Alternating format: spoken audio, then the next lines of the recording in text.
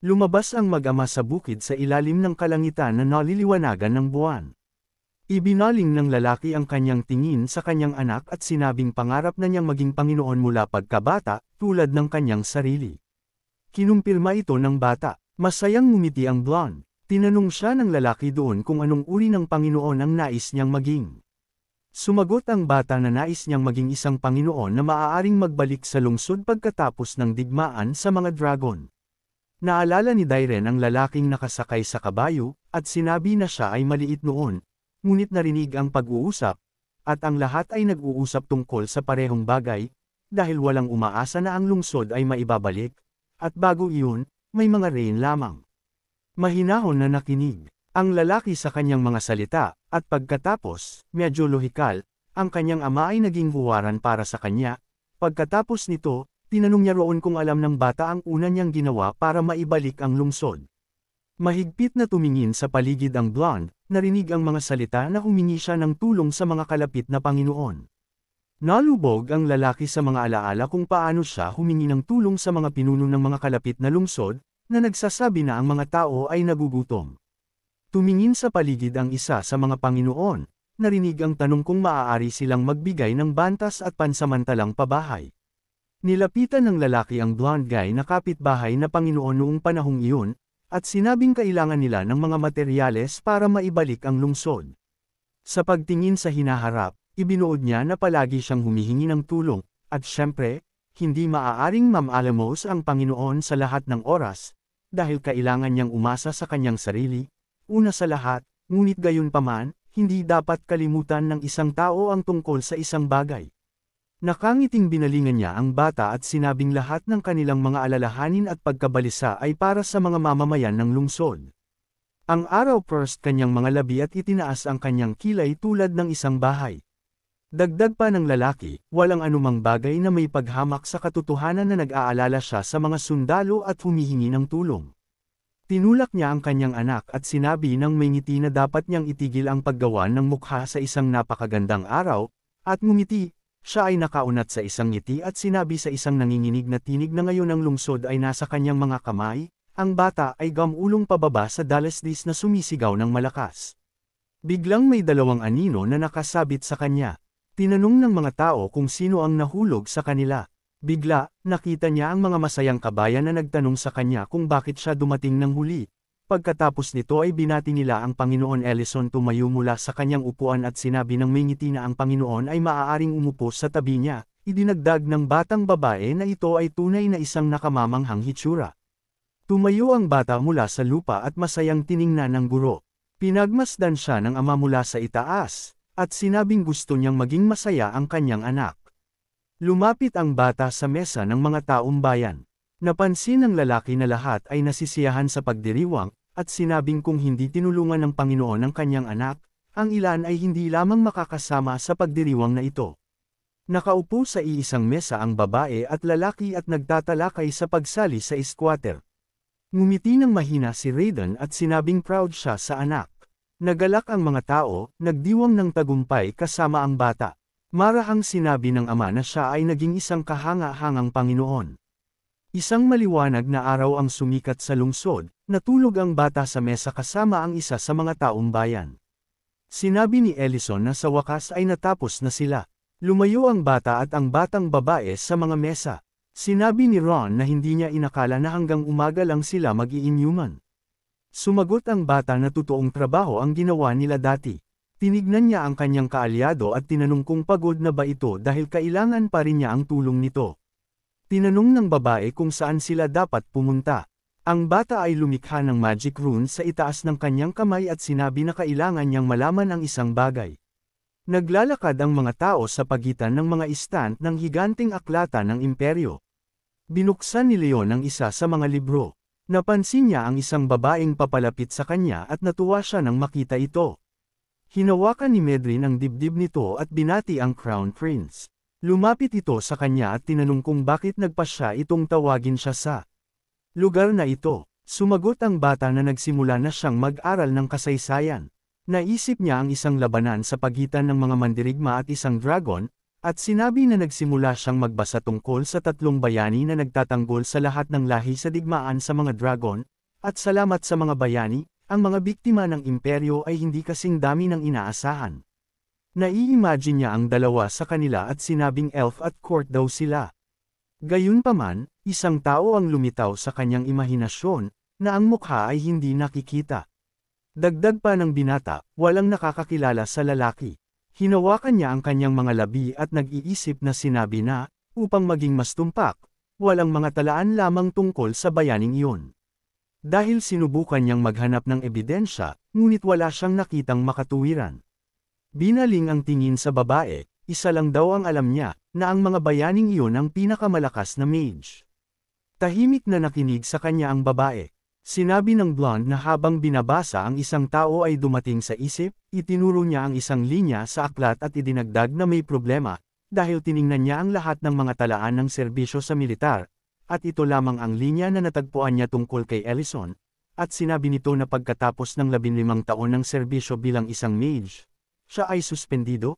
Pagkatapos na tinanong niya kung kilala siya ng babae noong una silang bumisita sa lungsod, biglang naalala ng babae ang kanyang mukha na may bahid ng luha at kung paano niya tinawag ang pangalan ng Panginoon.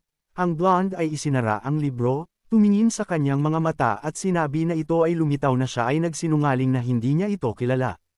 Tinakpan niya ang nanginginig niyang labi at sinabing hindi lahat ayon sa inaakala niya. Bumukas ang mga pinto ng gilid.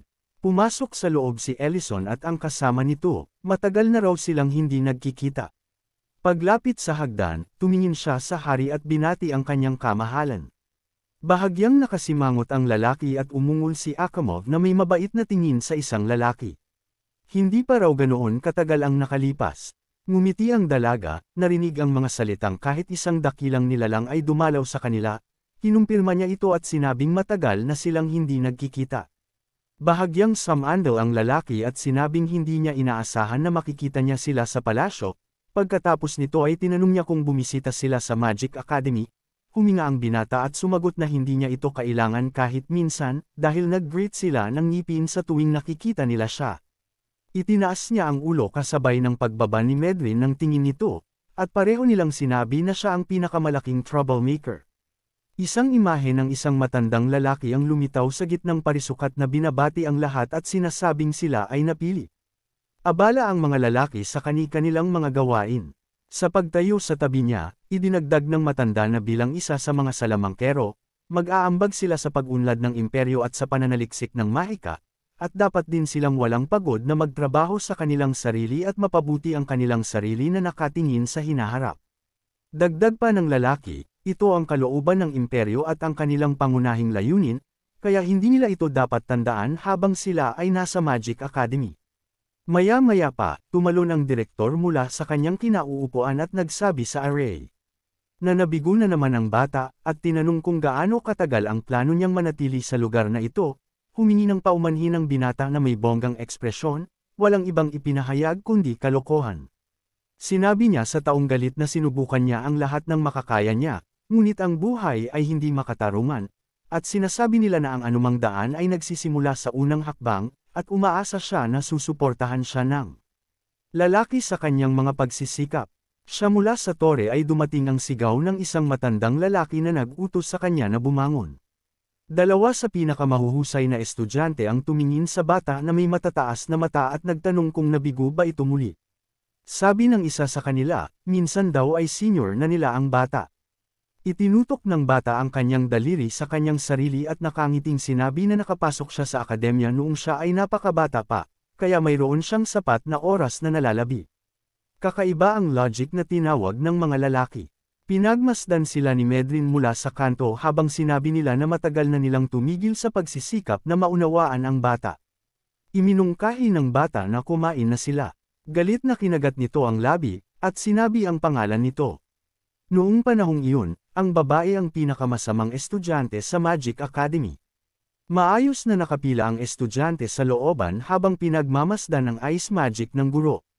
Tinanong sila ng lalaki kung nakita na ba ng lahat ang nangyari. Iniunat niya ang kanyang kamay patungo sa mga bato ng yelo at sinabi na ito ay isang uri ng pagyayelo.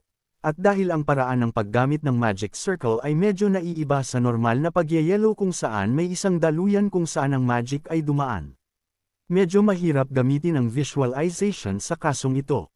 At pagkatapos ay hiniling sa kanila na mag-practice ng mag-isa, ngunit nanatiling malayo. Si Ellison, muli, ay nagpanggap na isang mangmang at sinabing hindi niya ito magagawa. Itinaas ng lalaki ang kanyang kamay, lumikha ng isang singil sa enerhiya, at sinabi na magpapakita siya ng iba, ang pinaka-pangunahing spell na dapat gawin ng bawat mag-aaral. Ang guy ay lumikha ng isang baluktot na magic circle at sinabi na hindi niya ito magagawa.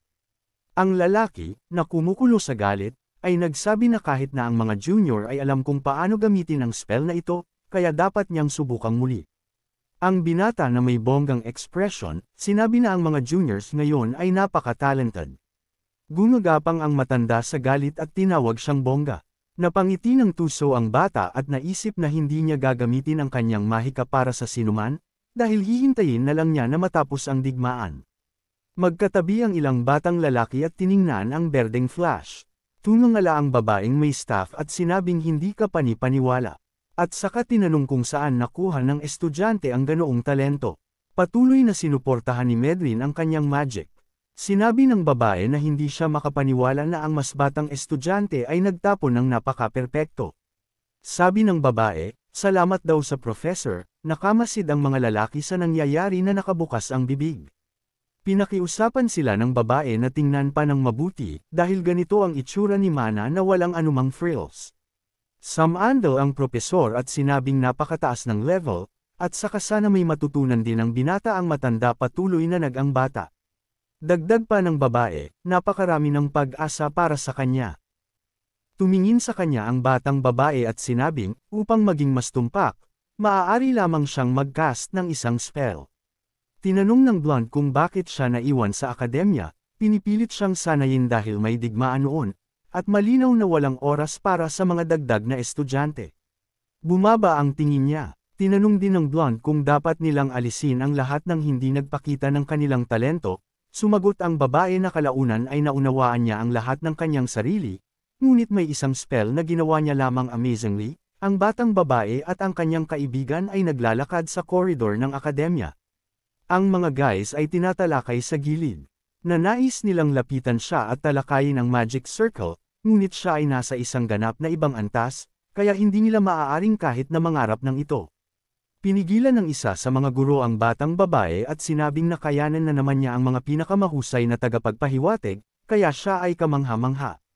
Ang batang babae ay dumaan sa paaralan at nakinig ng may ngiti sa mga salita na siya ay isang tunay na henyo, isang talento na sinimulan na niyang pag-aralan ng Second Magic Circle, at ito ay nangangahulugan na siya ay lumampas na kahit na ang mga matatanda. At kung siya ay magiging isang salamangkero, ito ay iikot ang tide ng digmaan pabor sa akademya. Nakasimangot ang dalaga na nakangiti at naisip na talagang henyo siya. Habang naglalakad pa sa koridor, naisip niya na malayo ang nahuhuli ng mga nakababata, at hindi na siya kinatatakutan ng mga elder, dahil hahabulin niya sila sa loob ng isang taon. Biglang naputol ang isang malakas na pagsabog sa kanyang pag-iisip tungkol sa mangyayari sa sandaling siya mismo ay maging isang senior student, isang malaking crater ang nabuo sa bato. Tumayo ang binata na nakaunat ang kamay. Sinabi ng propesor na maganda ang resulta nito, at sapat na iyon. Nakangiting ibinaba ng lalaki ang kamay niya at sumunod sa propesor. Pinagmasdan ng dalaga ang nangyayari. Galit na tinanong ng lalaki ang lalaki sa lalaki kung bakit hindi niya magamit ang iba pang mga spell sa katulad na paraan. Natatakot siya at pawisan, nagtatanong kung ano iyon. Tinanong siya ng kaibigan niya, bilang kapalit, first time ba iyon? O nakikita niya ito pumunta ang bata sa kanyang mga kaibigan. Sinabi ng kaibigan sa batang babae na hindi siya maaaring gumamit ng iba pang mga spells, ngunit ang mapanirang kapangyarihan ng kanyang fireball ay hindi kapani-paniwala, at ang mga propesor ay palaging nagrereklamo na hindi nila siya maaaring payagan na makapagtapos sa academy dahil may maliit na pagkakataon na siya ay magiging isang mahusay na mage kapag natuto siya ng iba pang mga spell. Umiwas ng tingin si Medlin. Tinignan niya ang impact site at inisip kung paano siya nakaipon ng gayong mapanirang kapangyarihan. Maya-maya pa, kinuha niya ang isang libro sa istant at naisip na siya ay isang henyo. Ang batang babae ay gumugol ng maraming oras sa pag-aaral ng magic, iniisip kung ano ang hinaharap ng academy, na kung saan ang lahat ay may sariling mga pusta. Kaya hindi niya ito maiwan ng ganoon.